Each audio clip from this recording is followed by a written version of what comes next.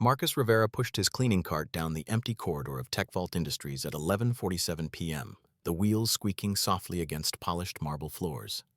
The building was silent except for the hum of servers and the distant murmur of voices from the executive conference room.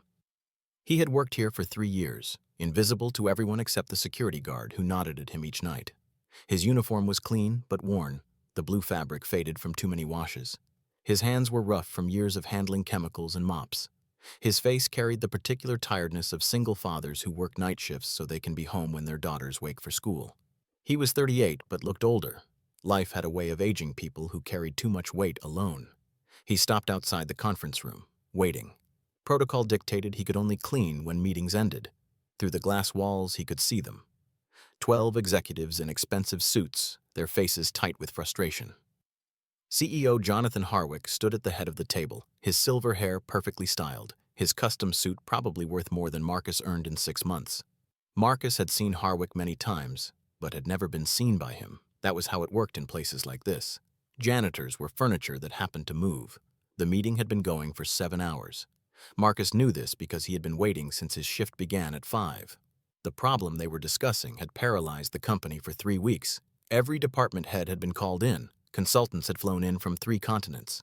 The company's entire future hung on solving a single technical crisis that no one seemed able to crack. Marcus understood the problem better than they realized. Not because he was part of their world, but because he listened.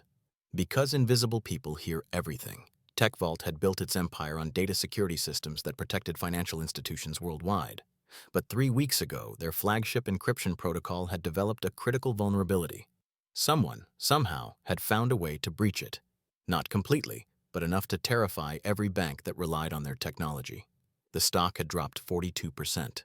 Clients were threatening to leave. Lawsuits were being prepared. And no one could figure out how the breach had happened or how to stop it from happening again. Marcus heard Harwick's voice rise, sharp with exhaustion and fury. "We've tried everything," Harwick said, slamming his hand on the table.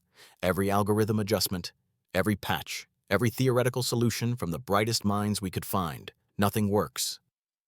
One of the executives, a woman with dark-rimmed glasses, spoke carefully. "The vulnerability appears intermittent. We can't predict when it occurs or why. The pattern makes no logical sense." Another executive, younger, nervous, added, "If we can't solve this by Monday, we'll lose the Henderson contract.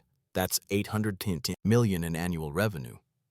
Harwick stood very still, the kind of stillness that precedes either violence or surrender. Then he laughed, but it was not a sound of humor. It was the laugh of someone watching everything they built begin to crumble. "Fix this," he said.